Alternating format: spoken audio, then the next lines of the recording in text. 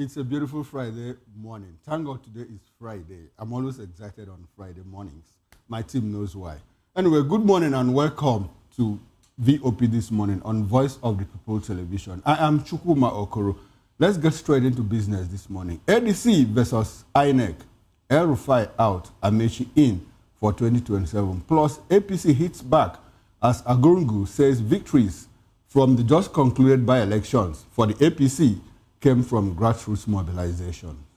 Also on our radar today, after strike imminent as they also reject the loan that the federal government also given to them, insisting on their entitlement and also the government to uphold what they agreed on in 2009. I am Fina Chuku. And those actually are the main topic of conversation today, but we have quite interesting other trending stories for our listening pleasure today. Oh yes, talking about other trending stories, the Nigerian Immigration Service has announced another hike in passport application fee. Well, we'll get into all of this in the course of the program. I am Moses Humphrey. Now, talking about this Immigration Service hike in passport application fees, it takes effect September 1, 2025. Now, the 32-page passport with 5-year validity will now cost 100,000 naira, while the 64-page passport with 10-year validity has been pushed up to 200,000 naira.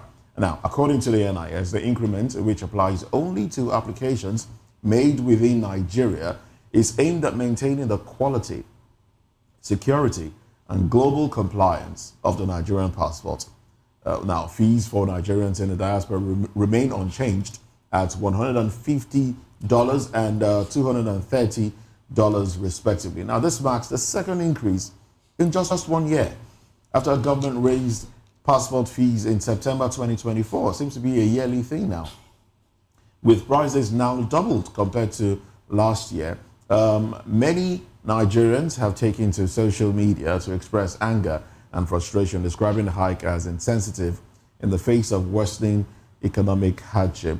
Now, the one that is now 100,000 used to be 50,000. Yes, and it was moved from 35,000 to 50,000. And the one that is now 200 used to be about 100,000 naira. And looking at some of these, if you want to compare Nigeria's passport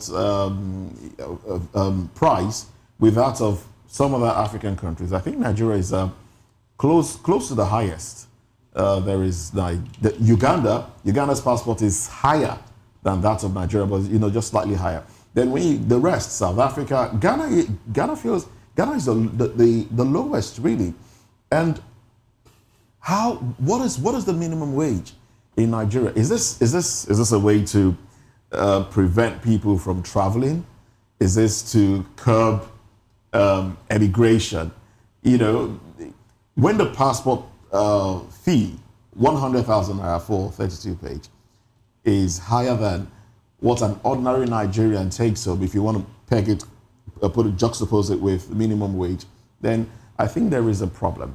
And the issue of continuous renewal, 5-year period, I understand the issue of security. I think for younger persons, those that are 25 and under, you can give them shorter period of renewal because of biometrics and facial changes that are quite rapid at that developing stage of life.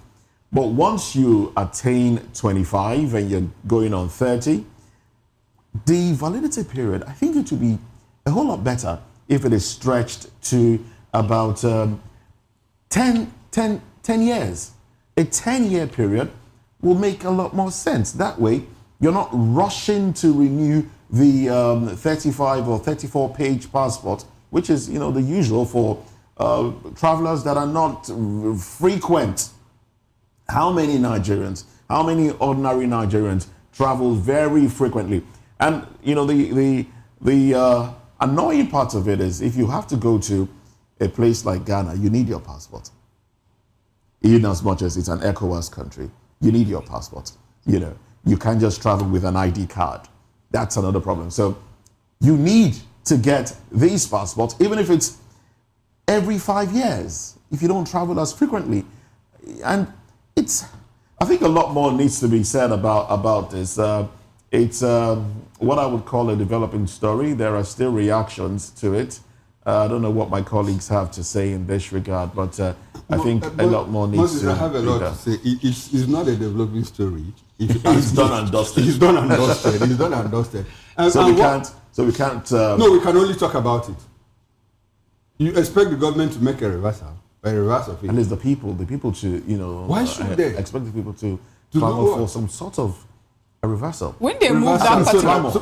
so that the government can subsidize it. When they moved the fee from 35,000, which it was all this while, to 50,000, did they tell you and I? They didn't tell us. They just pushed it on you. And why is Nigerians it so actually had to take it. expensive? And now from 50 to 100. Production is not done here in Nigeria. You know what exactly? That is where I was coming to, because the government's action is simply responding to economic stimulus. That is it. Because it is not produced locally.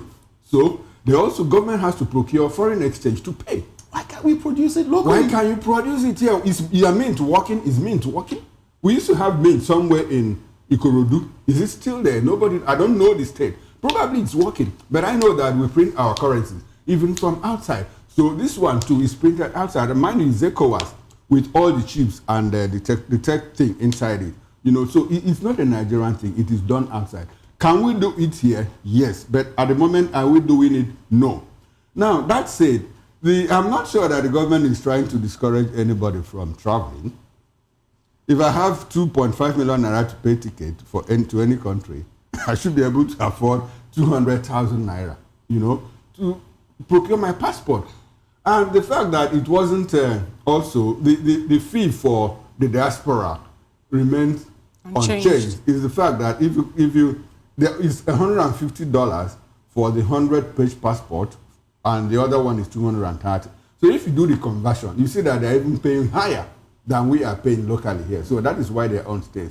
But the thing of it for me is that it is just responding to economic stimulus. That's what the Nigerian government is doing. And like you said, Moses, we were making an argument that why do we have to renew it after every 5 years? Why not? The government is in business. They are trying to rake in as much money as they can. Let me say something. When you see drugs that they say expiry date, I have a pharmacist that told me that there's an economic sense to it. Those dogs, should I say this on air?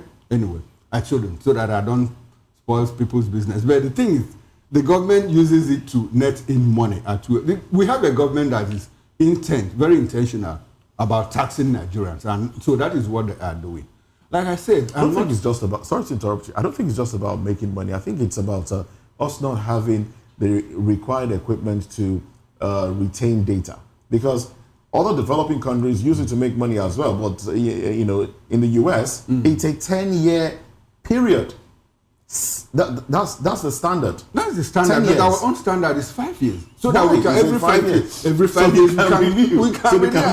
can make more money. That's the argument. If you don't want to go for the 5 years, go for the 10 years. After 10 years. And you take another one. Another 10 years. If you don't travel as much. Then that shows you renew another 10 years. Travel once in 10 years. Then that shows don't even need the passports. I was on radio yesterday and I was speaking with the host. The host says that, look, so if I want to go on vacation, if you want to go on vacation, we have Obudu here, we have Obunike, we have other spots in Badagry, the slave camp and all of that. You can go there and recreate yourself. It will even help the Nigerian government to develop tourist resorts in Nigeria. You have the Agurungu Fishing Festival. There's another one in Osun State. Why can't we make Nigeria Nigeria?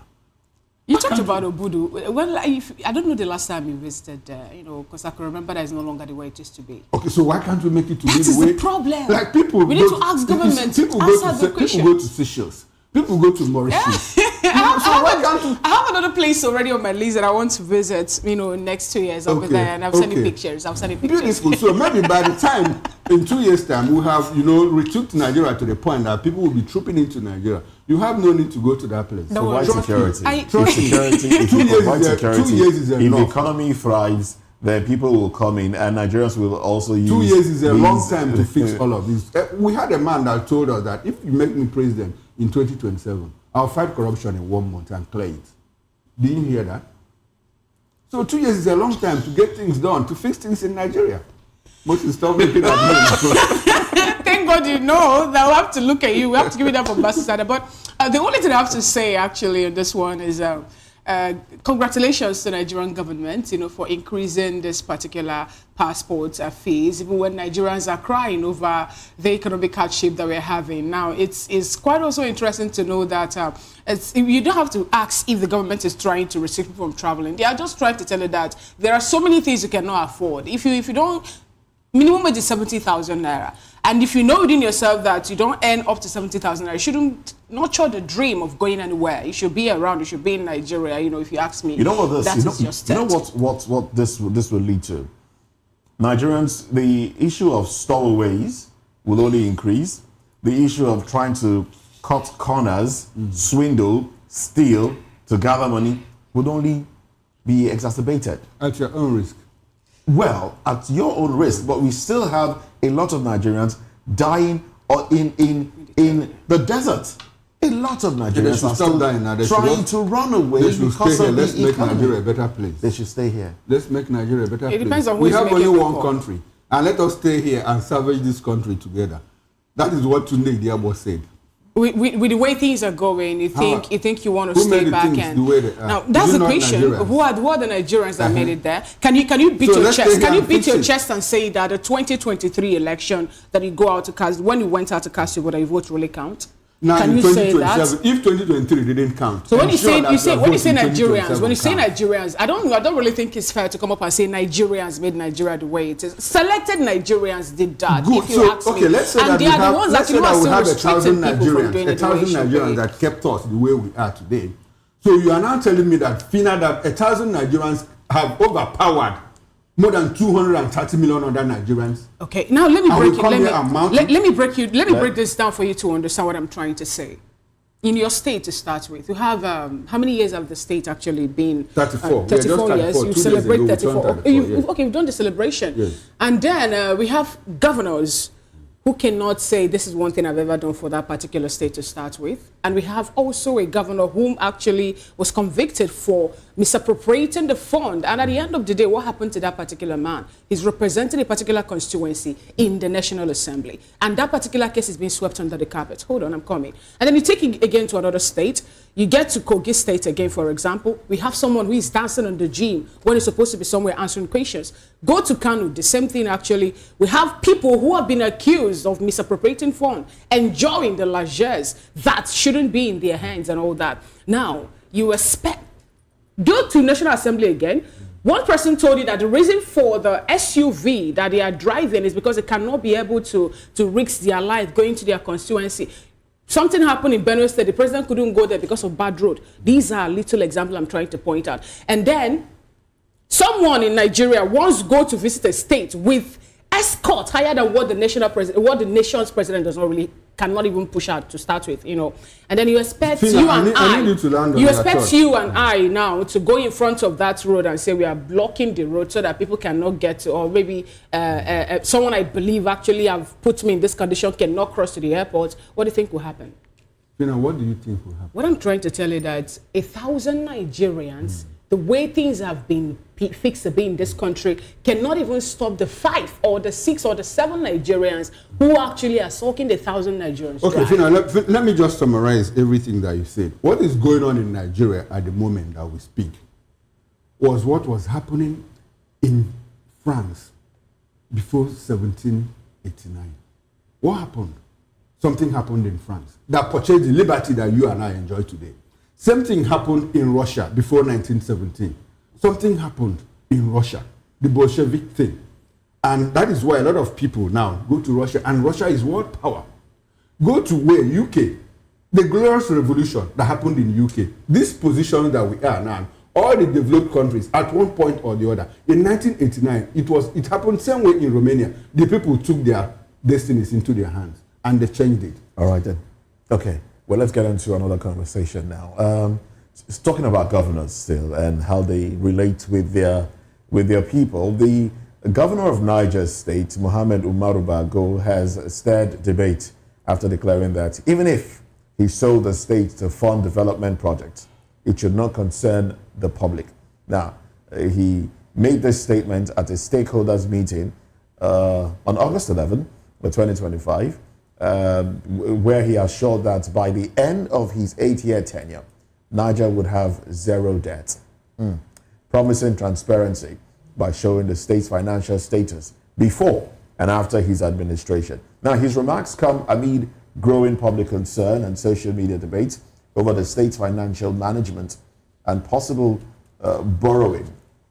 Now, addressing criticisms, Bago insisted that he had not begun taking loans and questioned the use of loans by past administrations. He also pushed back against claims that his government was responsible for deteriorating schools, hospitals, and roads, stressing that his administration is focused on repairs rather than blame games. Now, he urged unity within the ruling party, cautioning against internal attacks despite public scrutiny of his leadership. The crux of this matter is the statement that, look, I can even sell the state to fund development, and it's not your business. Addressing statement made at a function where the citizens of the state were present. I think we should hear him out exactly.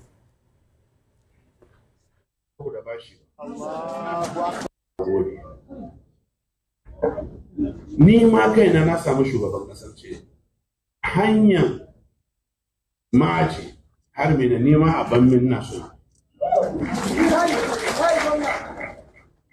ko zan jin siyar da Niger man samu kudin gina Niger na ruwan wai ni nake ciwon kai wani ke sha mun panadol bari ran da zan bar kujeran gwamna rai da lafiya bayan shekara na 8 a gwamna a lokacin zan kawo certificate da jihar Niger abin da na same.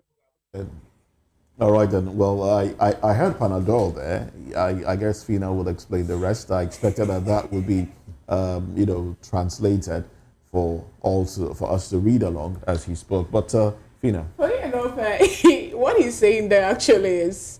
The only thing I would say, I hate the God's in which was saying. He said, how possible is it I'm the one having headache? I don't want drinking Panadol on my head, on my case. What is your business? What is happening in my state? That's what I'm saying. That's what Nigerians say. Why the para from my head? It just buttresses the fact that leaders see themselves as overlords and the people as, subjects. You are an elected official, for goodness sake. You're not some king or some emperor. And the people decided, they said, okay, look, let's make Fina the head of, this community.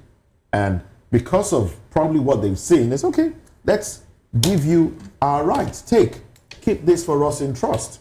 It doesn't make you, higher or bigger than the people. It just means you are basically the keeper of the goods of the people, the servant of the people. That's what it means. But our political office holders don't see themselves as that. And it's unfortunate. I think it's the colonial mentality that has refused to be washed off. That's what it is. And very unfortunate. I think our leaders should go and learn how to speak in public. They should learn public speaking. They should all learn public speaking. If you had actually listened to that particular video to the end, there was a point where he said, I've not even started borrowing. This is just the beginning. Oh, yes. It's on the report. I am going to borrow until things are the way it should be. People are actually complaining that it's more like if he's to leave the office, that Niger State will have so much debt on their hands. And he said, no, he's going to clear all the debts. He's borrowing because he wants Niger State to be where it should be.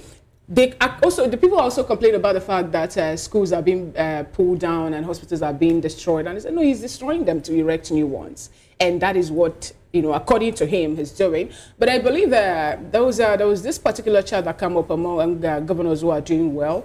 Niger State happened to be number 5, on that particular list from NGF. Niger State was number 5. And I asked them, if Niger State happened to be number 5, then what happened to other states? I think the first state was Lagos, Ogun, Kaduna, Adamawa, and all that. Niger was number 5.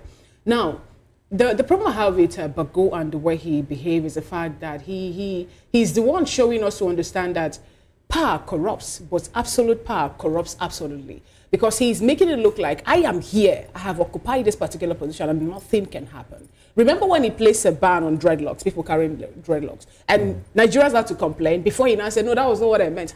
Wasn't he the same one that banned the radio Yes, station? Bagaji, that's where I was coming to, because they said something about him that I believe maybe this thing did not really go well with me, so why would the place be there, ban them, pull it down, when he knew he does not have the right to do it. It speaks volume to what we're having. And I wouldn't want to stereotype this to party thing, political parties and their affiliation, but I think something really needs to be done. I think the thing is this: when I read literature on leadership, foreign literature on leadership, what I come across is the burden of leadership. How leaders take responsibility for their actions, to impact their people positively. But when I look at the leadership thing in Nigeria, the leadership structure in Nigeria, what I see is the arrogance of leadership. The arrogance of leadership. That is what our leaders display at every turn, at every opportunity. They never miss that opportunity, to miss that opportunity, to reinvent what leadership should be in Nigeria. That said, like Moti said, most of them see themselves as overlords, emperors over us. And now let me tie it to the first issue that we just talked about now. What is the role of the individual citizens in taking leadership, holding leadership to account?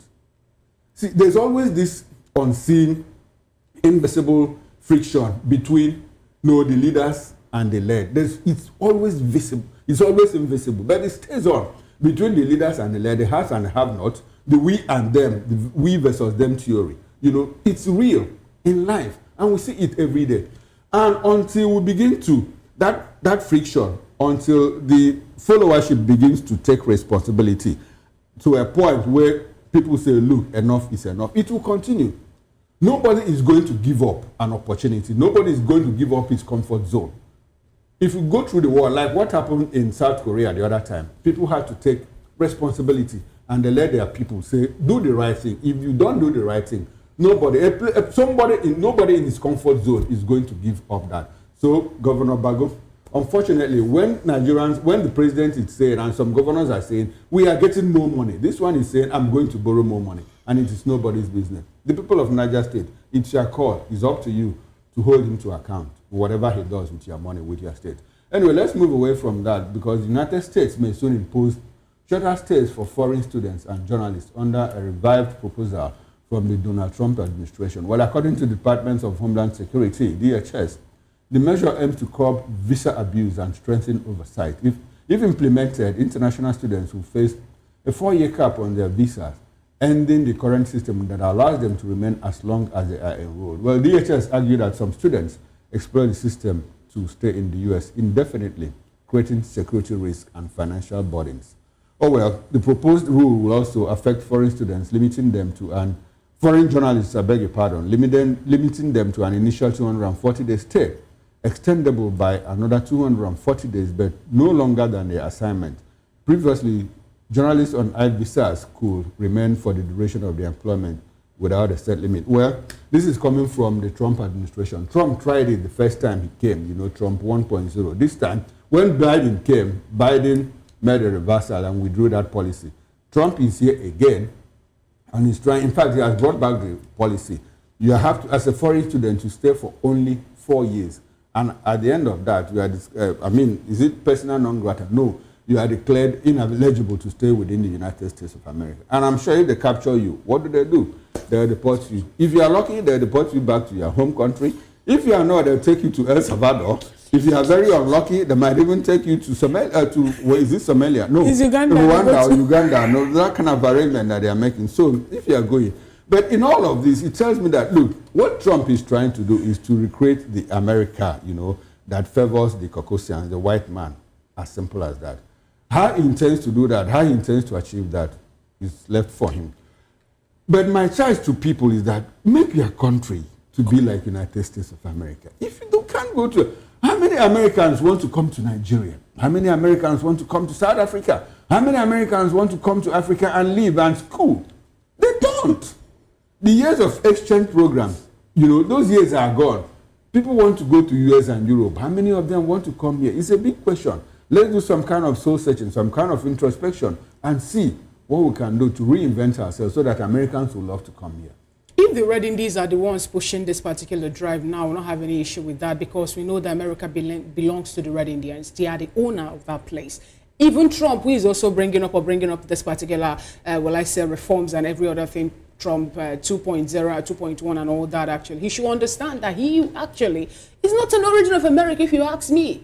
So everybody actually should understand this, and he should cut some persons some slack anyway. But like Chuma rightly pointed out, Africa, develop Africa so that Africans will no longer have the drive or desire to go to anywhere to stay forever. That's all I can say. All right, then. Well, let's get into the papers now. We have the dailies in front of us. Let's look at the headlines, and then at 10 o'clock we'll come back and dissect these headlines. But from the Punch newspaper, these are the headlines we have. The window headlines here: FG, ASU clash over 2021 agreement.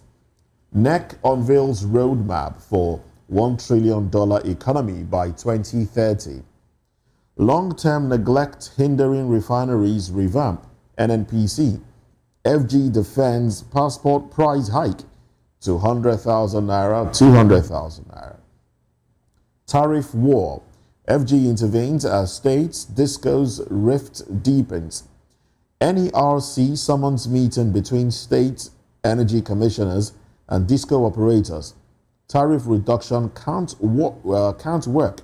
Discos. Our focus on power sector reforms. Commissioners. And then motorists lament slow Shagamu Ijebu-Ode road repairs. Awaiting trial inmates feeding gulps 14 billion naira in 8 years. Then sentence, or 8 months. Okay, sorry, let me take that again. Awaiting trial inmates feeding gulps 14 billion naira in 8 months. Wow. I don't think I eat that much in 8 months. Are you awaiting trial? No, All of us are waiting trial. Inec pushes back as opposition rejects Southwest voter figures. How 8,000 naira dispute led to Lagos market killing. All right, so it's the details are coming out. FGI's 21% GDP boost with e-governance bill. Well, that's it from the Punch newspaper. The Guardian is up next, and above the masthead, Ethiopia to rank second in SSA's Europe production with Dangote's 3 million metric ton fertilizer plant. Beneath the masthead, NNPCL vows to revive refineries, shops for $60 billion to expand capacity. You can't intimidate us, Ocean workers tell FG over withheld LG phones. 2027, I am not leaving NNPP, but open to discussions, says Kwankwaso. And the big story, bad for business, surge in unruly fan conduct. Match day violence plunge NPFL in crisis. FG approves lifetime salary for retired senior officers. Nigeria facing malnutrition, 79% food insecure, says FG. Tertiary institution on edge as ASU, SANIP, FG fueled heightened strike fears. 2027, Inec fires back as ADC, PDP demand probe of new voters record in Osun. The bottom strip headline, kidnappers of Katsina couple, daughter demand 600 million naira ransom. Those are the stories on the cover page of the Guardian newspaper. All right, then now let's quickly run through the Nigerian Tribune with the window headlines. PDP considering Jonathan Obi for 2027 presidency. Bauchi governor confirms. We are under attack. NNPC CEO cries out. Oil workers back reform. Now the big story. FG denies signing any agreement with ASU. Describes document as draft. Sets up technical team to fine-tune government's proposal. And 2027, I'm not contesting any position. El Rufai. Excess crude account now $535,823,000. I'll take that again. Excess crude account now $505,823. NEC orders accelerated reforms. Ibadan Convention, PDP set to inaugurate Fintiri, Makinde, Adeleke, Fubara, Saraki, 105 others as organizing members. FG targets 1 week passport delivery, vows to end racketeering. Editors Guild decries killing of journalists in Gaza. Abuja Kaduna Road safe, Omokri claims as he tours road. And in the world of health, diabetes fuels more aggressive breast cancers. That's according to a study. And there's a pictorial there. Osun public servants hold solidarity rally for Adeleke, says he's empathetic to workers. Now, that's a massive turnout, you know. And that's all from the Nigerian Tribune. And that's how far we can go on newspaper headlines. Moses and I will return at 10 o'clock for extended review of newspaper headlines. We'll go for a short break now. And when we return, ADC versus Inec. El-Rufai out and Mechi in for 2027. Join us again. We'll be right back.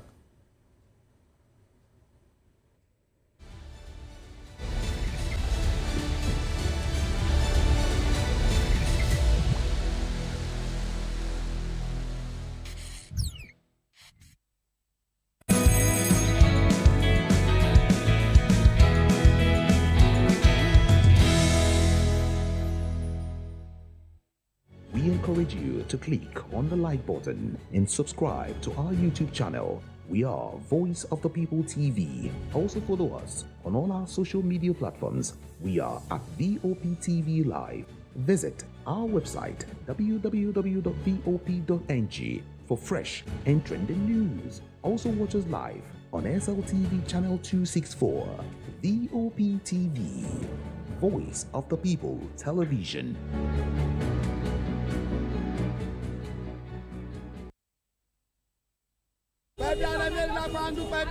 Good morning. It's the start of a beautiful day. Or start your day right with a healthy dose of news, fun, and inspiration.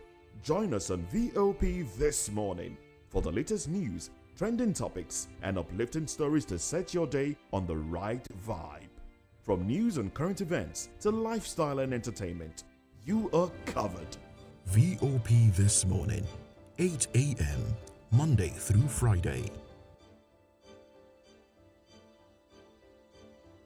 We encourage you to click on the like button and subscribe to our YouTube channel. We are Voice of the People TV. Also follow us on all our social media platforms. We are at VOPTV Live. Visit our website www.vop.ng for fresh and trending news. Also watch us live on SLTV channel 264. VOPTV, Voice of the People Television.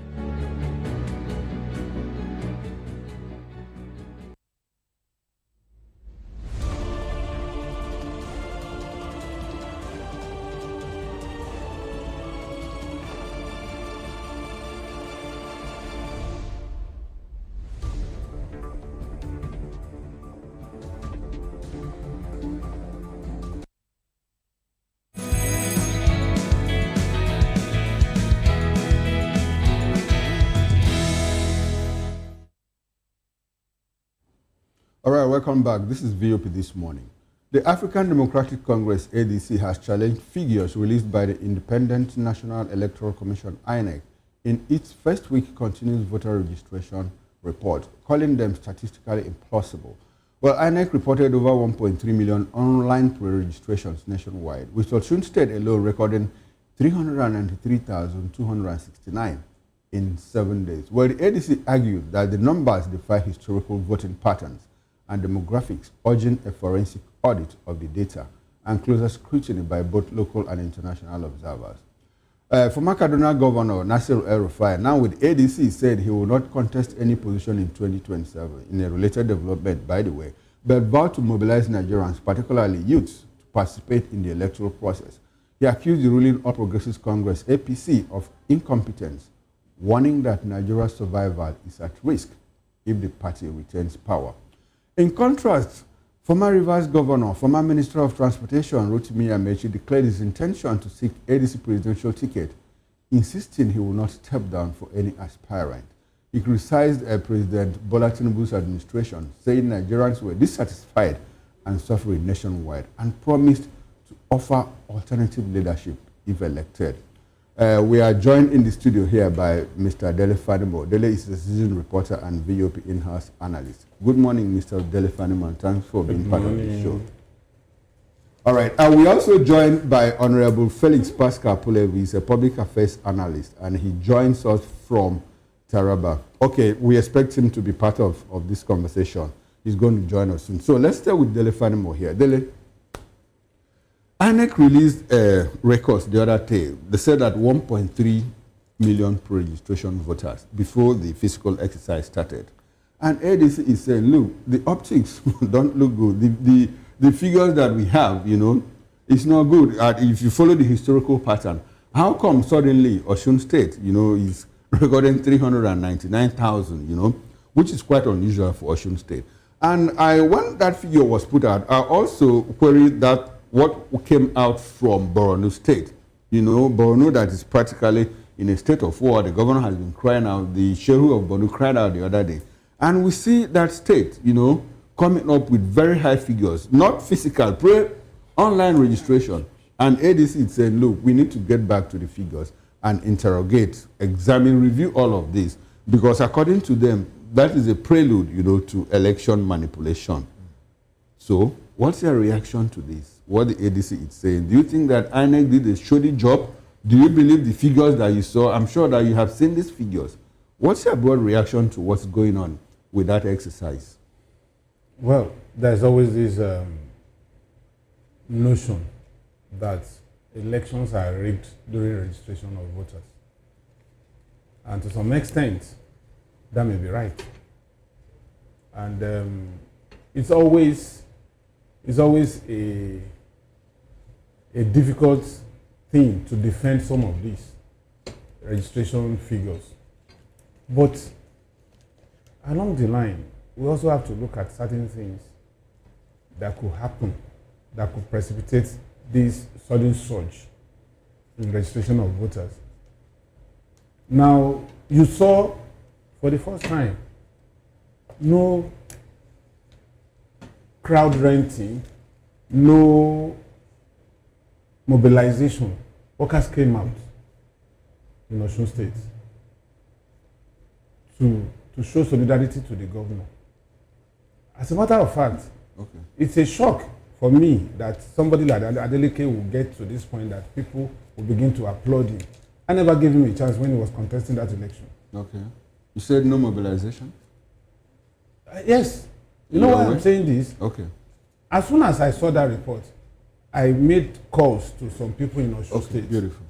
And they told me that it was authentic. And I'm sure that if Makinde is disposed to this, young workers and even pensioners, they will come out in their numbers to show solidarity to him.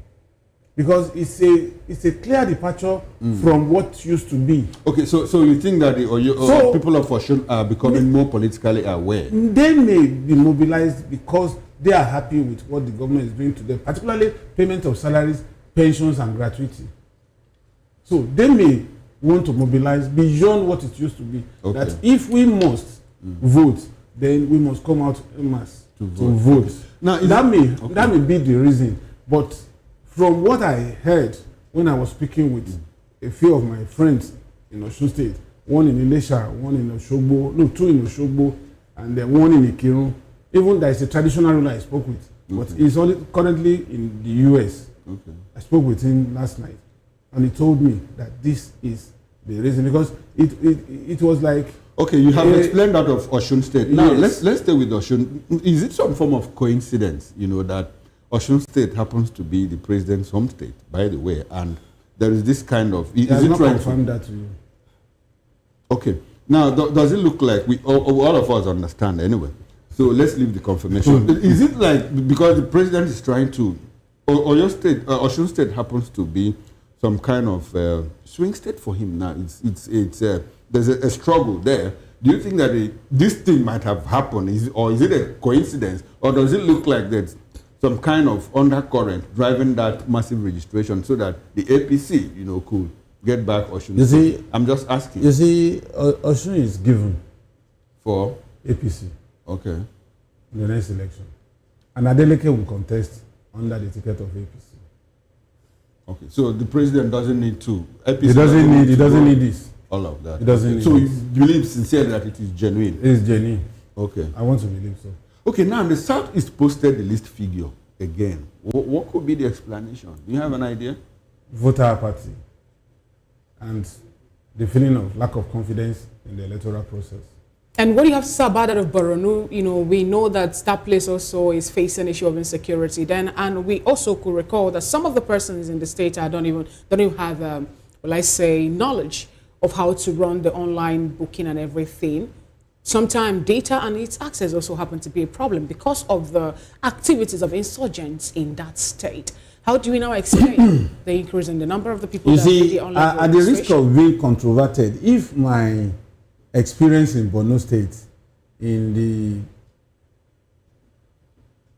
about 2 elections is anything to go by, there may not be computer manipulation. But one thing that is clear about Borno is, Borno, during elections, aliens vote more than Nigerians in Borno State. Because crossing from Niger to Borno is like walking from Oshodi to Ikeja. And when Modu Sharif was governor, we took a tour across the border. When this man, the former Ali Shiroma, the former NSC president, his son was the chief press secretary to the governor then. And that opened my eyes to, in fact, they do more of campaign across the border than even within. So this may account for the explosion in the figures that they are banding now. But in all of this, in all honesty, and this is my opinion, and Inec should be interrogated, not just talking about it. Okay. Because I don't want to always rely on conspiracy theory, rumor, and anything. I want empirical evidence to show that actually there is this doctoring of figures. Okay. Because sometimes you may think so and may not be so. And sometimes you may not even think so, and it could be so. Another coincidence is that, does it look like it's a coincidence again that it's happening in Vice President State? Just like we talked about Osun State. It's still in the realm of conspiracy theory. Okay. Interesting. Okay, Honorable Felix Pascal Polevo, good morning.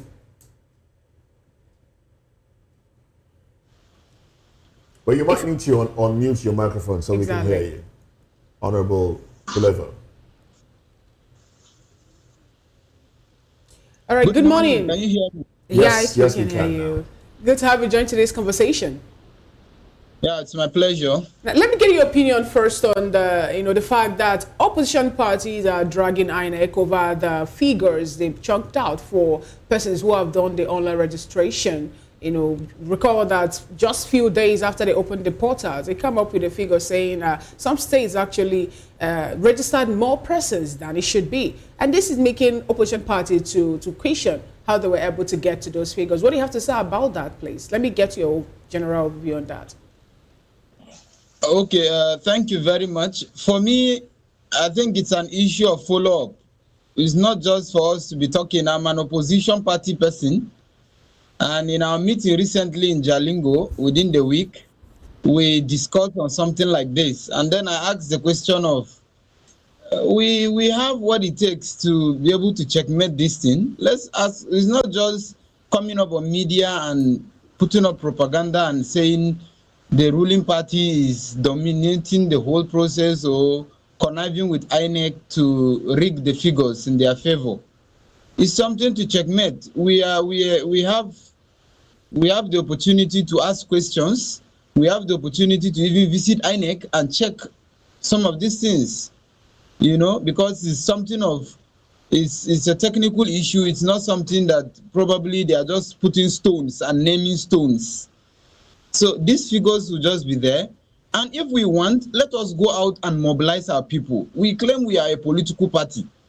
We have supporters on ground and we feel we have the capacity to unseat the ruling party. So let us go out there, mobilize our supporters, and increase the numbers. It is when we mobilize our supporters, for example, let's say I am able to go and mobilize 1,000 persons that I'm sure have registered or have indicated interest in the registration, and then yet our figures don't seem to increase by that 1,000, then I can begin to question things.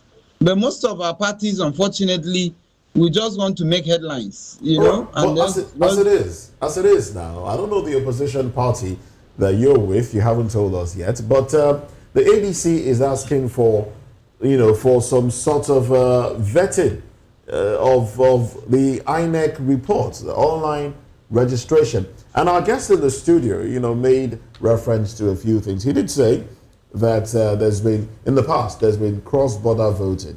Isn't that an indictment on Inec? And doesn't it seem like Nigerians have allowed it for too long, allowed it to slide for too long? Because originally, what the number of voters that usually would have in Borno State is within the range of 275,815 new voters, but now, according to INEC's online registration, the figure has gone up to about 393,269.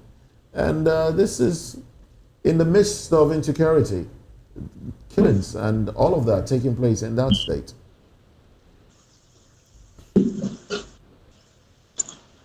Yeah, it's a good thing to query it, and I think we are really doing the right thing, on the basis that, similar incident happened in 2015, that a lot of persons felt the elections were rigged in the favor of the late President Muhammadu Buhari, because it was surprising that in the midst of insecurity, in fact, at its peak then, you could record almost 100% level of turnout of registered voters in Borno, in Adamawa, in Yobe, that were suffering serious insurgency issues as against places that weren't having insecurity problems, down south, especially in the southeast, or southwest. So those questions were there, and this kind of questions mostly affect the legitimacy of the people in terms of the person who is in charge of governing the country at a particular time. So it's fine that we can question these things, but my position is the fact that the questioning shouldn't just be media questioning. Let's make it more realistic. We can, for example, we have the Freedom of Information Act that is enforceable in this country. We can, for example, go to court and demand for an injunction, requesting INEC to make public or requesting that we have access to certain information. Those areas that we are probably doubting some of these figures, these names will be there. And if, for example, I apply today now that I want to register, my information will be there on their database. And we can be able to see. And by the time we're able to see duplication of these names, which gives rise to the higher number, then it is questionable. And the reason why I said it's a good thing is because this is the first step to checking rigging. Because some of these figures now are real out to prepare the minds of Nigerians that you should expect higher votes from these regions. It can also, for example, be a step towards sending signal to the ruling party, especially Mr. President, because in the past few months we've been having back and forth on the basis that Kashim is going to be changed. It can be a signal that, there are a lot of votes from this axis, that if, for example, you change these guys, these are the number of persons that you are likely to lose their votes. So a subtle kind of threat to the ruling party. And I belong to the youth party. That's my party now. Oh, okay, the youth party. Okay, good to know. Thank you very much. We're the 19th political party. We got we got created shortly before the 2023 election, but we couldn't participate in the 2023 election. So we're active now on the ballot. We are on the by-elections that took place. All right, so would you be contesting on the youth party? And what's... For now, that decision has not been confirmed, but I'm the state chairman of the youth party in Taraba State. Oh, great, great. Good to know. Yeah. Thank you very much. Thank you very much. But the issue of national census and the fact that it hasn't been conducted yet, how do you think that plays into election figures, figures of voters? How do you think that can affect the figures that we have?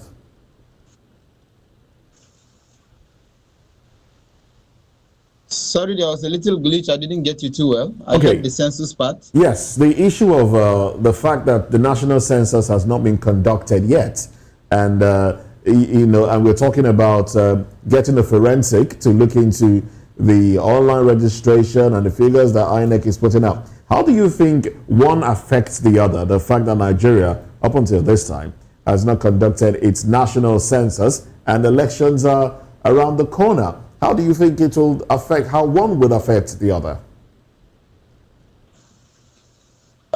Basically, if there is sincerity on the part of Inec and the proper documentation of these records, the fact that we've not had a census may not really have serious effect, because anybody that is, what Inec is supposed to do should be that anybody that is coming to register as a voter should have some form of evidence of attaining 18. That is principle. Okay. But most of what you see, especially in a lot of our states in northern Nigeria today, what you see, some years back, we had that serious issue on the issue of minors voting, especially in places like Kano. You know, you just find young people being guided to the registration point by a brother or sister or whoever, and they just say he's 18. Don't mind his height. He's up to 18. He's my eldest son. Is it you that gave birth to him for me? You know, all those kind of things. No records to attest of his date of birth and all. So where we can have this easily sorted out and put to rest this problem is when even the census issues are forensically done. It's not a situation whereby an enumerator just comes to the house and the father just tells you whichever age to the children alone, you know, and then we depend on that. And these things are just paper and pen issues. Then MPC puts them together and just says, Taraba State has so figures, Lagos State has so figures. And then you cannot even tie a particular individual to his name or her name, even on the census data. It is just figures that are reeled out. So today, NPC has to grow to the point that we can be able to, if their information is put out there to the public, we should be able to, for example, say, Felix Pascal Poulevo is in Taraba. You can be able to online get information about me via their database without necessarily, you know, having a lot of contradiction of my person. Yes, of course. That's a good suggestion, and I do hope Nigeria will graduate to that point. But let's bring it back to the studio now. Let's talk about the El-Rufai and Amaechi issue. El-Rufai has said, look, he won't be contesting for any position within the ADC come 2027. So he's stepping back. But Amaechi has said that he will contest, and in fact, he intends to resolve the issue of corruption in a month. And it's the same Amaechi that, you know, has some allegations of corruption hanging around his neck. And let's x-ray that because of time, along with the possibility of an Amaechi on the ballot, contesting for the primaries. Yes, within the party, and then an Atiku as well, and probably a Peter Obi. The constitution of this country cannot bar you from dreaming. It cannot even ban you from expressing your opinion. But what comes after the opinion is what the Constitution will deal with. So, to that extent, Amaechi has every right. He has not been convicted of any offense. He has not been declared unfit medically, physically, to contest the election. So he has every right to say he wants to contest. But beyond that, who is Amaechi today? Before we come to Amaechi, let's look at El-Rufai. El-Rufai cannot even stick out his neck because he was a placeholder in SDP for Atiku. And when they ran them out, he quickly came back to ADC. And he's still a placeholder for Atiku. So his own case is a done deal. He doesn't have that political capital anymore that he could flag to serve him in contesting as an aspirant for the ticket of ADC. So let's rest that. Now, Amaechi that is bent on contesting. Who is Amaechi and what has he done? Sorry, when you say who is Amaechi, don't forget that Amaechi was contested the primaries in 2022. And he was first runner up. After the president, he was next. If he was from the north, or the president was from the north, probably he would have been chosen for the vice presidential When I said who is Amaechi against an Atiku in ADC, I don't see him as a strong contender. So do you think that he's eyeing the VP slot, north and south combination? You are just putting words into my mouth. I'm just asking. And that's what I'm saying. You have just assisted me in not belaboring myself into getting into that stage. The point is, Amaechi needed to flex muscles so that it can be seen from that corner that, okay, if this guy, but an Atiku is a smart person. He will never appoint a vice president, a presidential candidate who has political structure. It's interesting. So you think that you're of the opinion that he's a smart person? How politically, Atiku is a very smart person. How did his smartness play out when a committee was set up within the PDP to decide on who his VP would be prior to the 2023 election? And the committee basically chose Wike, but then he went for Kowa instead. How smart was that decision? That's what I'm saying. How can an Atiku choose Wike?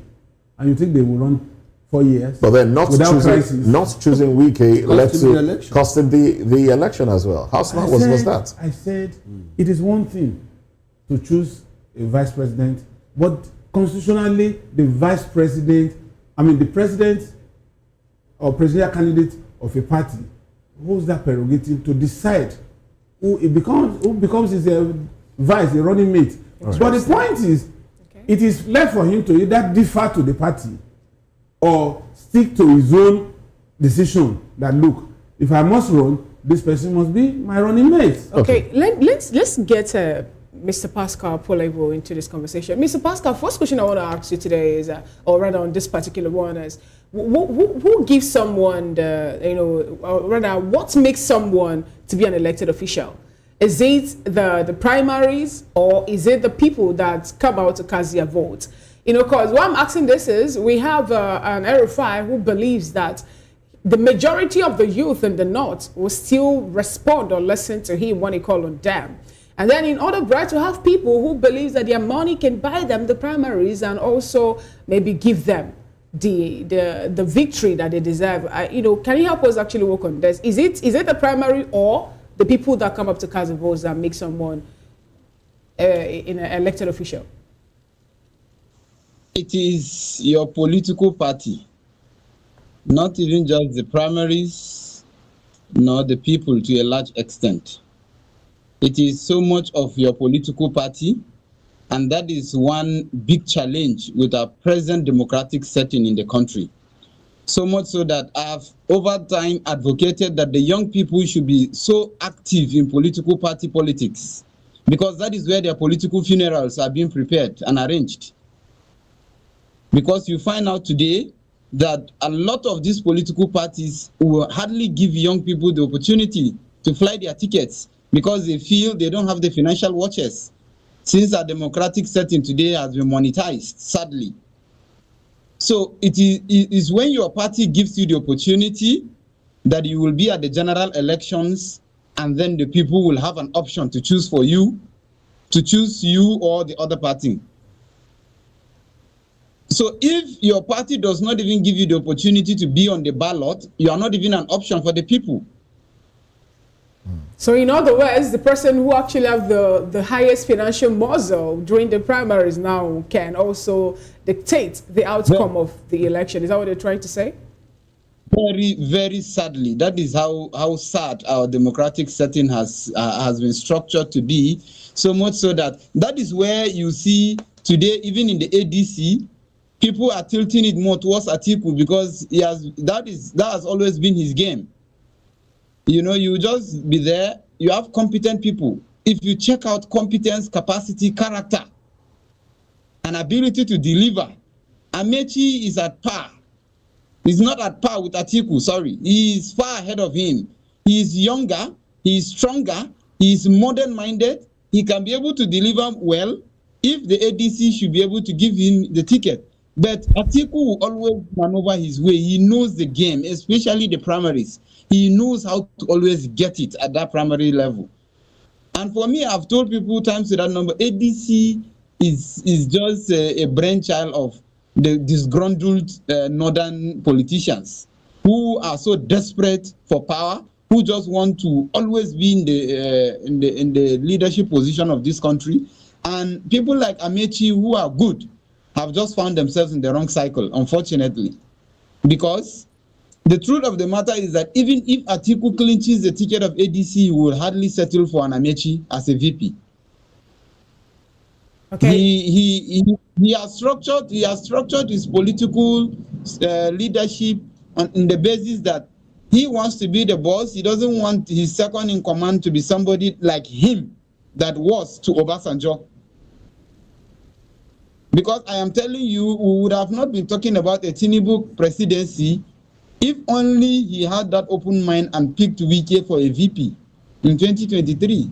The story would have been different by now. So in other words, you're saying that the ADC, or rather the coalition talk and every other thing, will further disintegrate the vote, for the 2027 election. We're having 2 or 3 persons who are more like lords contesting for the ticket under a single party. Definitely. See, the ADC is just the lifeline of some of these disgruntled politicians to make noise and still feel that we are not out of the picture, we are still alive. Oh, thank you so much. I've said it that on 16th of August, the funeral of ADC was already done. Oh. They didn't even win any one seat of the by-election. They are just making noise. ADC is not really. Don't you think that it's too early to assess the impact ADC brings to the fore, seeing that the party is still trying to gather itself together and people are still moving? And regardless of the outcome of that election, in Edo State, we saw movement of people to the ADC. Don't you think it's too early? It's a beautiful Friday is seen from the Monday. They already told us that they have what it takes now. At some point, the likes of El Rufai will say, if elections will be conducted tomorrow, before 12 noon, Tinubu will be out of that seat. What are you insinuating? Are you speaking as an opposition as well, or just as a concerned a Nigerian? I'm speaking as a concerned Nigerian because all things being equal, I am of the opposition. I am not of APC, right? And if I also want APC to leave the seat of power, then indirectly I am of the opposition side. But I am speaking as a passionate and sincere Nigerian that the present coalition, that is the present people parading themselves as champions of the coalition and feel they have the right CGPA politically to unseat the present leadership are really faulty. And I feel the direction they are taking is not really going to give us the result we want. All right, and this will be a good place to anchor this conversation as we look at how things unfold in the coming days. Now let's get to another conversation. APC hits back. Agogo says victories came from grassroots mobilization. This is APC hitting back at those that have accused it of election malpractice. Let's talk about this when we come back.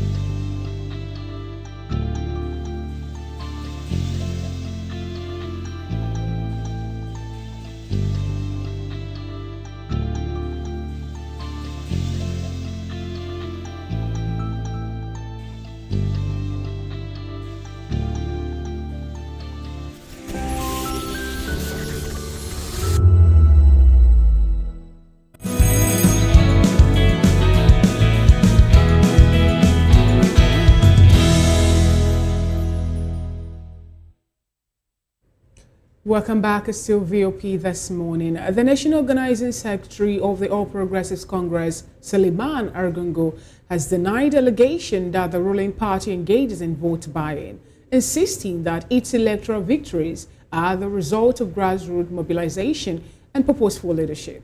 Speaking in a video interview with a particular media, Argungu said that the APC believes in open democracy and does not encourage financial inducement during elections. He explained that the decision of the APC national chairman to personally lead campaign efforts across states was a deliberate strategy to inspire confidence in rally members. According to Argungu, this show of leadership played a key role in the party's victory in Kano and other constituencies across the country. He further revealed that he monitored elections from the APC Situation Room, receiving updates from party agents. He said there were no reports of malpractice apart from minor issues in Anambra State, which he claimed to have personal issues, and it's also been addressed. We still have with us in the studio Mr. Delefani Movio, TV News political and public affairs analyst, and joining us from Taraba is Honorable Felix Pascal Polevo, who is also a public affairs analyst, political commentator, and academia and school preparator. Thank you so much, gentlemen, for being with us. Now, Mr. Fanimo, let me start with you. What do you have to say about this particular accusation of vote buying and then the fact that we're getting from Argungu today that APC as a party does not indulge in vote buying activity? Vote buying is effectively entrenched in our democracy, and it cut across all the political parties. And the effect of your vote buying is dependent on how deep your pocket is and how receptive those you are selling to, So let nobody play the saint here. It is every political party. I've covered elections several times, and I've seen it happen directly. In fact, the smart voter, if he's smart enough, could collect 3 political parties and vote buying money and still go ahead and vote for probably the highest bidder. You have seen it happen. So it is only when you don't have the resources to match your opponent that you cry foul and you say they are buying votes. Now, beyond this, there is this new trend that may not likely favor electoral fortunes of certain people, which is the media hype. People coming to the social media space to do campaigns, and unfortunately, probably government in their own wisdom, had denied people access by increasing the data rate, such that only yesterday there was an announcement that over 3 million people had been taken out of the data buying process. And so, which means technically they don't even know what happens in the media space, in the social media space. Now, grassroots mobilization is something I support. And this is one thing that some politicians are very good at. They go from house to house, even at the dead of night, knock on those people who can shape the political fortunes of their candidates and mobilize them by whatever means. And so everybody just go out in the morning and pretend as if nothing happened in the night, but they are already taken care of. So when you now see on the election day, you see them pandering to one particular candidate that they had never shown open support to, you'll be wondering. But while you are sleeping, some people were awake doing the job. I'll give you an example.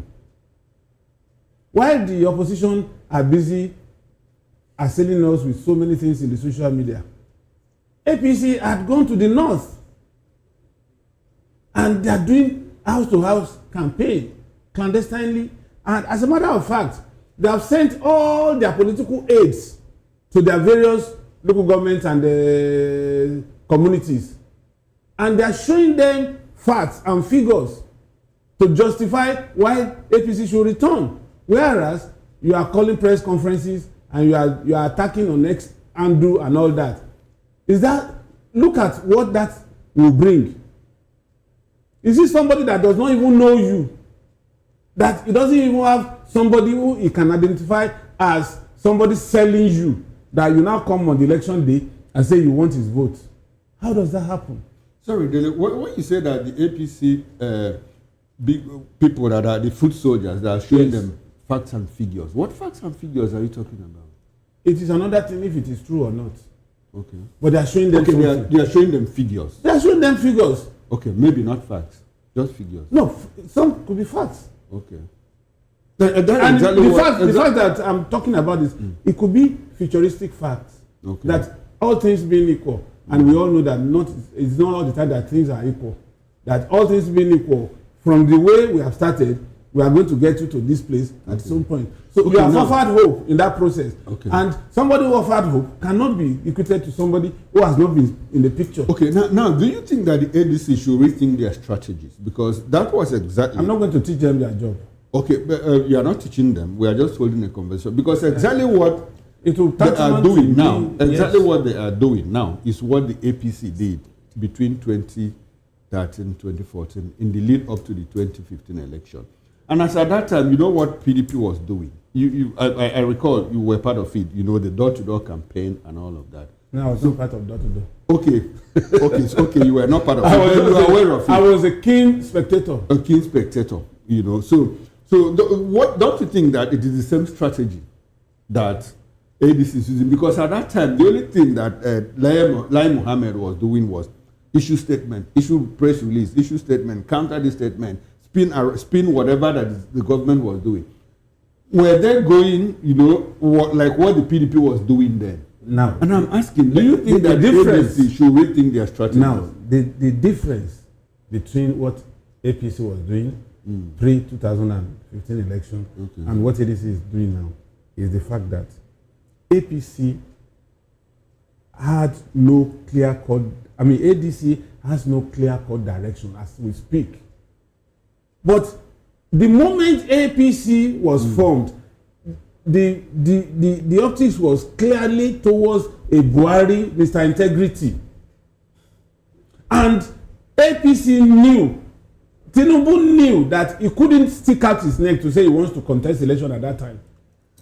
All right. He needed somebody as arrowhead. Who is the arrowhead of ADC as we speak? Atiku Abubakar.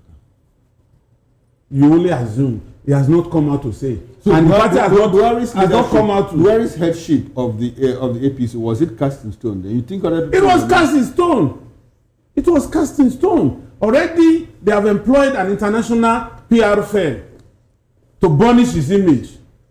And almost all the gladiators in APC are killed behind him. All right, so let's make it a conversation that goes round. Now let's get to Honorable Pulevo. Now let's have your thoughts on this as well. The APC Agungo saying that, look, it's grassroots mobilization that got us the votes. 13 slots out of 16 as against vote buying. But we know there were reports of vote buying.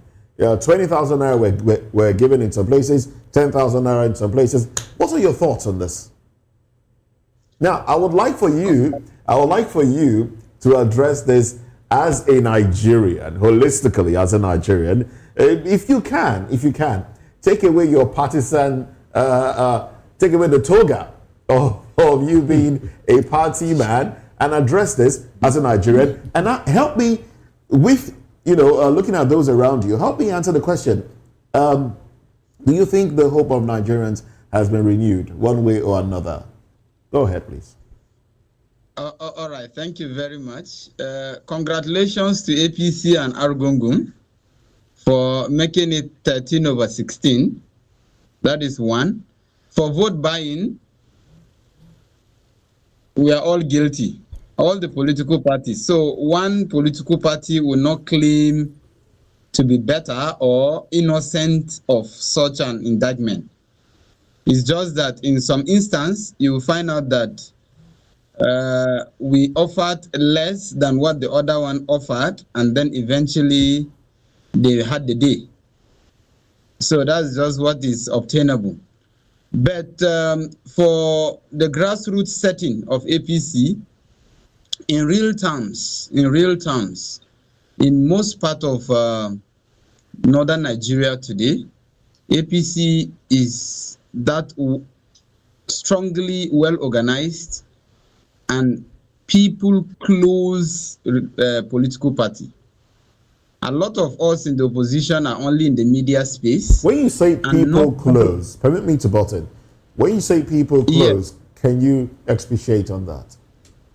Okay, so when I mean people close is the fact of being very much close and visible to the people. They reach out. Okay. Like what we just said now, before in 2015, they were going house to house campaigning and talking to people, we can do this, we can achieve this. That is one aspect of the party that has not stopped running through. They are still at it, despite the fact that they are in position. So they have that close connection with the people. And for us here, it is not just figures.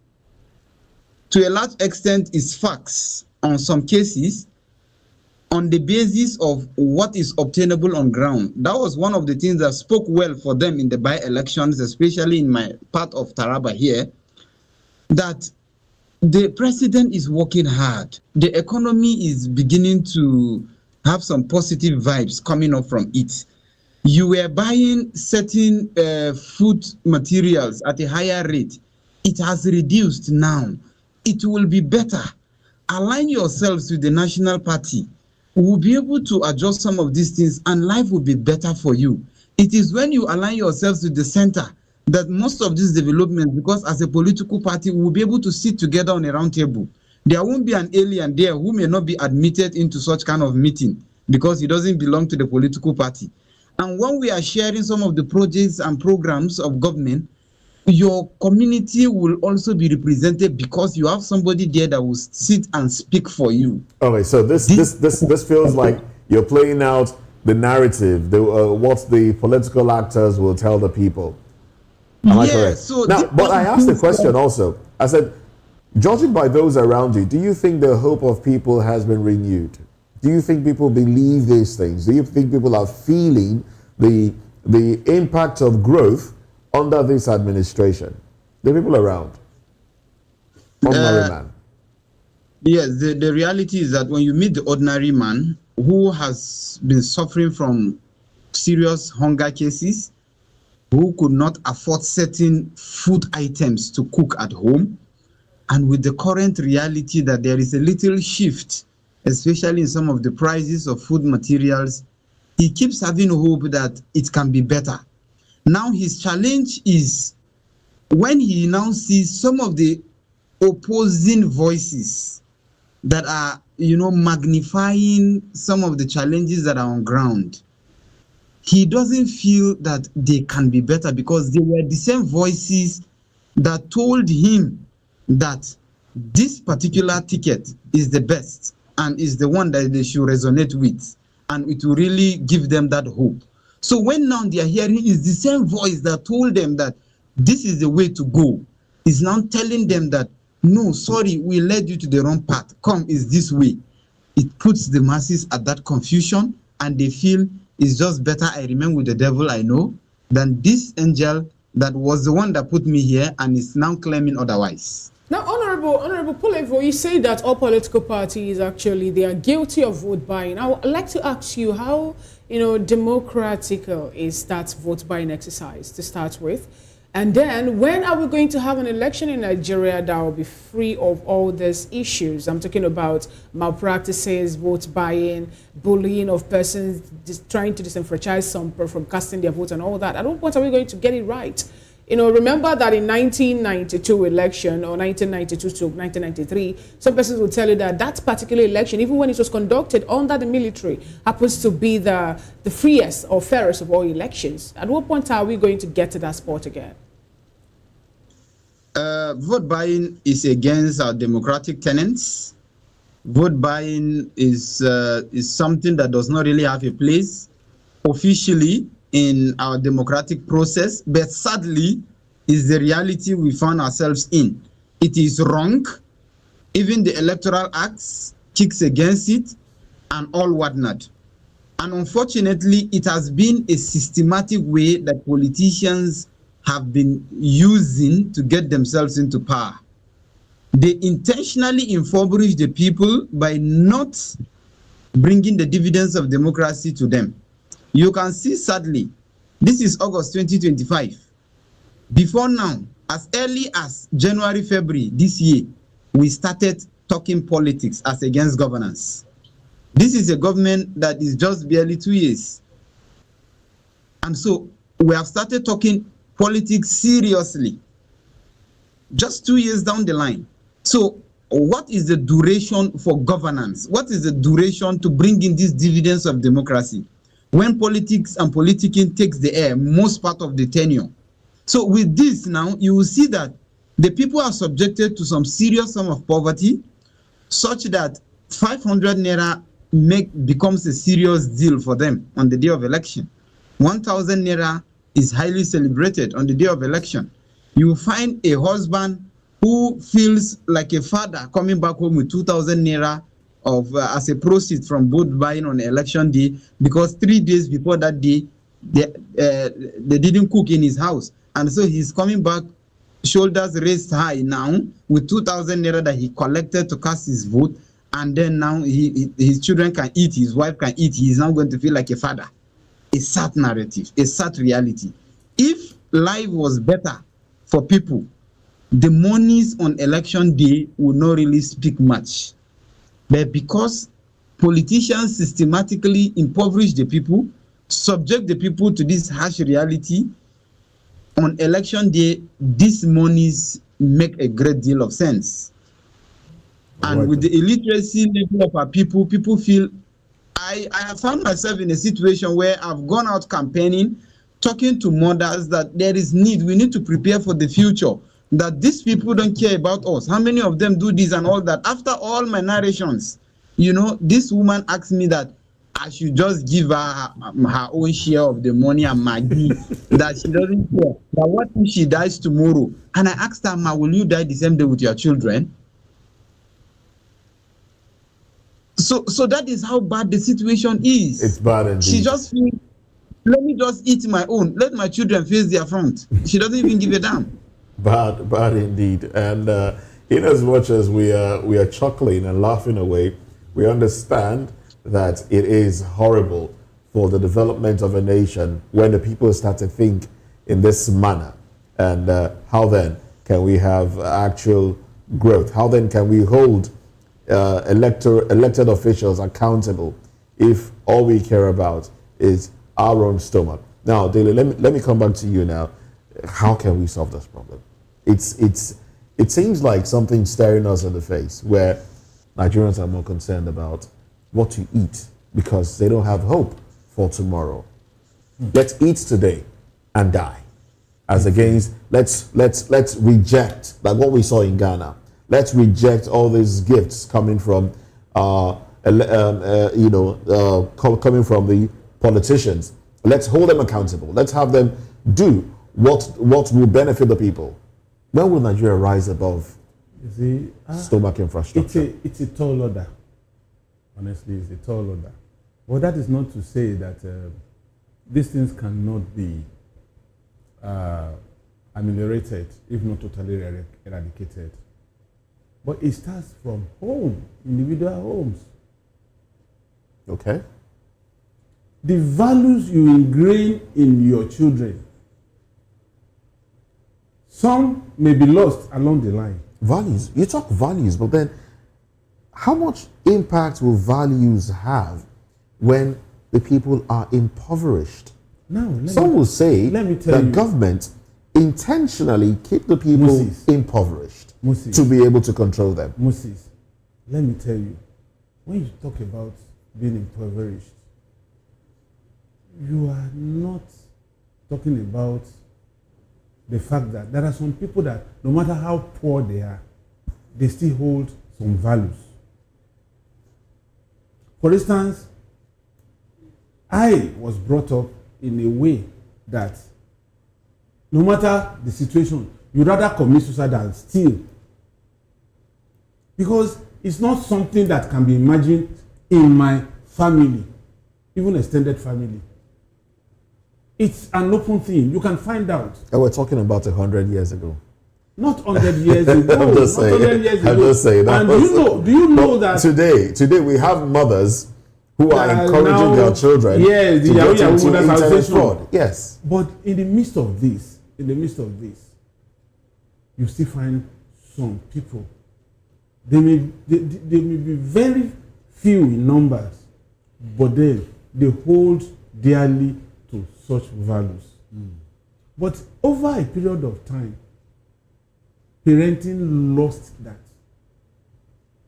And people now justify why money should be the sole determining factor. Okay, and now the question Moses asks is that value that you hold very high in esteem that you have, and I've passed to my children. You have passed to your children. How do we transport that same value to the masses of Nigerians? That's the question. Do you think the masses didn't just exist in vacuum? Okay. It is the conglomeration of the units that makes those units have lost that value that you have. And then now, if those units, the best bet is for these units to begin to think of how to bring those who have lost the track back to that track. You know, as a person, as a parent, that you have instilled certain values in your children that may not be too common in your community. But then you seem to be missing the point. We get all of this. How do we transport these values that you and I and a few other people have? How do we transport it to the generality of the people? Then you need agencies like NOA to begin to sound. Those days, when we were growing up, we used to read certain books that are written by authors that are indigenous to us. It could be in form of poetry, it could be in form of folklore. That was when tortoise became an object of anything bad. That even if you see tortoise today, in my generation, you begin to imagine all the tricks in the world are embedded in a turtle. But then, it's not true, but it's just a symbol, a totem. So, by the time we begin to take back some of those things and begin to teach some of this, our younger generations, perhaps it's not going to be an holistic thing that everybody will just embrace. Okay, now we have lost that period, that folklore period. A lot of people, this is an age of technology. Is there anything technology can do to help us reinvent those values, you think? That's a difficult question. That's a question that is so dicey for me to answer, because I don't play much in the social media space. Okay. But one thing I know is that social media has corrupted this generation. Indeed. Exactly the Indeed. point. So where do we go from here? So that, you recall that when I started answering this question, I said it's a tall order. Okay. Okay. No matter how you look at it, there's always this loose end. And these loose ends are so porous that people can just find solace in these loose ends. All right then. So, Honorable Pulevo, let's have your thoughts on that as well. The value system, Nigeria's value system. Hunger does not understand English. There is an extent that hunger hits that people bend the protocols of their values without breaking them. I think that is what Oga in the studio is talking about. He still holds on to the values. Hunger has hit him. It will hit him so hard that he may not go and steal for those who are still morally grounded, but it will make him to beg. Okay. All right. Honorable, I'm happy that you brought us to this point again, because I've always asked this question. When Nigerians say, look, the government has weaponized poverty and all of that, hunger in the land, there's hunger, and because of that, people are, there's more like the people are held hostage by the government because of hunger. And I keep asking, the kind of hunger that we experience in Nigeria, is it different from the kind of hunger that spurred people to action, to take their destinies into their hands, to hold their leaders to account? In other parts of the world, I could name a few places. I could start from Romania in 1989. I could also go to France, in the 18th century. It was their action that purchased the liberty that you and I are asking for at this moment. It wasn't there. I can even talk about Russia. It was action, absence of bread, hunger that spurred people to action. Why is it that our own hunger here makes us docile? Why? Do you have any explanation for that? Yes, the difference between our own situation and their own there is that those people in all these instances you mentioned realized the predicament they found themselves in, realized that the people they were hoping can get them out of the mess were no longer ready, and so took their destinies in their own hands. In our own situation here, we have found ourselves in a situation whereby we know these people are intentionally doing this and never for one day wish that we recover from this kind of problem. Do you think we'll ever get to the point where Nigerians will understand that this is our situation and we need to take our destiny into our hands? Do you think we'll ever get to that point? We have already gotten to the point where so why are we not acting? The only challenge that is holding us are just twofold. At the moment, we realize that these people don't mean well for us. We realize that these people are systematically trying to just use us to get power at every point. But certain sentiments, religion, ethnicity, they are just holding us down. These are just the basic issues. You still find people, a hungry man, who is there, who has not been paid salaries, for example, for those who are civil servants, who cannot go to his farm because of insecurity. He's still excusing the governor because he shares the same religion. All right, Honorable, you still have brought us back to the issue of hunger and the role hunger plays in spurring people to action. Anyway, it's a conversation for another day. Let's get into another discussion now. ASU strike imminent, rejects loans, insists on entitlement. Join us again shortly.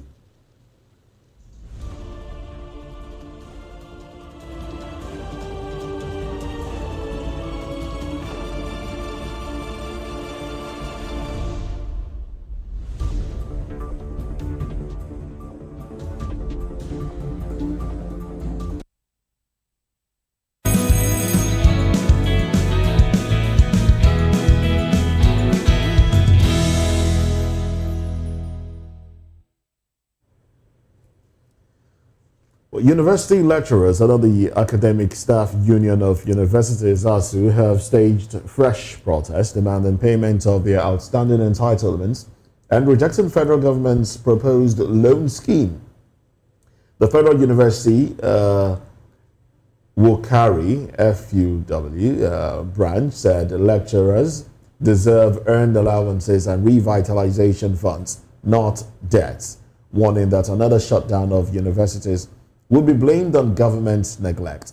ASU members have argued that the 50 billion naira recently released covers less than 10% of what is owed, while poor salaries and conditions persist. Now, former chairman, Professor Kidzo Owu of the Federal University, decried the plight of academics earning about 300,000 naira monthly compared to the rise in pay of politicians. In the southeast, ASU's Owerri zone demanded immediate payment of withheld 3.5 months' salaries. This is from the 2022 strike. Arrears of deductions also, they are also demanding for that, and revitalization funds. Now, the zone's coordinator, Professor Dennis Ariwodo, said government's failure to honor agreements has crippled universities and warned that the education sector cannot thrive on neglect. Now, let's x-ray the agreements being put forward. The agreements ASU said it has signed. I'm going to start with the Honorable Pulevo, and I must say we do appreciate you for staying with us on the program. Now, ASU is saying respect our agreements, 2009 and other agreements signed, but some government official on the other hand is saying that, look, some representative of the government is saying there was no agreement signed in the first instance.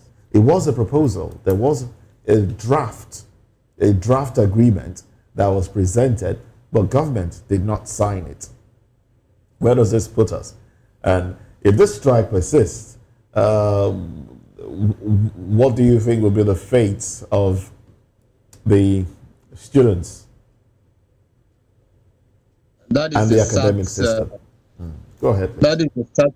That is a sad situation we have found ourselves in, and it connects with the last conversation we just finished, where we want to toil around. There is no country who is serious about its development and growth and who intentionally wants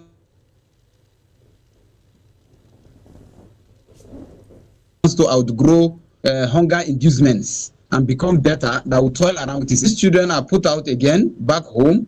They are put out of school. They are brought back home. It will still hit back, and not all of them have that sense of discipline to just say, okay, this too shall pass away. It's just a matter of time, and see it as part of the training, for example, but will now resort to crime and criminality. Now, what is the issue at stake? This is the same country. Within this week, we got the intel, and in fact, the position was made clear by the Revenue Mobilization and Fiscal Commission in this country, suggesting or making of the proposal for increase in the salaries and entitlements of public office holders. And this is the same government now saying ASU or academic staff who are molding the brains for the country, you are asking for too much. The end academic allowance that the federal government is saying it has given us 50 billion early this year. Nigerians must be able to understand something about that end allowance. The end allowance of ASU was 104 million. ASU, on their own part of the bargain, because they saw that this is a continuous process, one government into another, and they perceived the sincerity of this government and now said, we too will make a sacrifice, considering the situation the country has found itself economically. We are sacrificing that 50% of this 104 billion be waived off. We will sacrifice it, just pay us 50% of the money as our own contribution towards economic stability of the country, and also our contribution to seeing that these children are not put out of school at any point.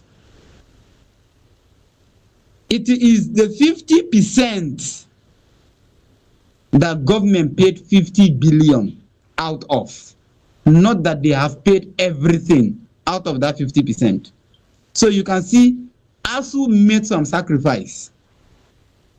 Government could not even pay the 50% of the end academic allowance. That aside, these people salary for 3.5 months are hanging. If we say they did not work, a lot of times these guys are not working, especially these people in the National Assembly that you are making suggestions for increase of their salaries, public office holders. There are moments these people don't get to work because of certain issues, yet their entitlements are paid in full. When ASU is making agitation revitalization of universities, this is not one person. It's not like they are going to take this thing. At the end of the day, when these universities are revitalized, the same government will make it a point of glory, a point of campaign of saying that we have put the universities in order. What is ASU asking for? Just the ASU is making a proposal for you to take the glory. Fix these universities. Let us graduate sound minds. It is not as if ASU is coming to the table with clean hands 100% or they are sent, as if there are no defects on the part of ASU and our university system. But the large chunk of the challenge lies with the federal government of Nigeria. Thank you. Because it has a connecting effect on the system and on the economy. It is the same graduates that will come out of these schools that tomorrow you will want to appoint into one position of authority or the other. It is the same people you will employ into the federal civil service and in our various states in the country. And it is the same people we expect to bring a lot of productivity to the table that will connect and trickle down towards better development for the country. How can this be achieved if their situation is this way? When they are half-baked, when they are not properly nurtured, when they attend their lectures under an substandard situation and environment, we cannot be able to achieve and attain this height until we make that intentional effort and the whole ball stops on the table of the federal government. Thank you so much, Honorable Felix Pulevo, for your submission. Mr. Adele Fanimo, we're still talking about back and forth with Nigerian government and the Academic Staff Union of Universities. As I think last week or thereabout, there was a report about 230-something first-class lecturers. These are graduates now, lecturers in school, leaving because of poor welfare and every other thing they cited. You know, what does this really portend for our education sector? You see, academic environment is supposed to be generational. As some people are leaving, you are mentoring fresh ones to take over. The gap would have been much more if not for the fact that the retirement age of professors were taken from 60 to 70. That's why you still find some lecturers, professors in the campus that have spent close to 45 years. And the structure is such that even when you retire, you are not totally disconnected from the school environment. And you still continue as emeritus, professor emeritus. But what we have now, even the ones that are still there, the lecturers that are still there, do you know the problem lecturers had with the previous government when they introduced IPPIS? That IPPIS detected that the full job they were doing in state and federal universities became part-time job. But the part-time job they were doing in private university became full-time job, such that some lecturers were lecturing in 3 different universities at the same time. Now, when IPPS came, it exposed all of this.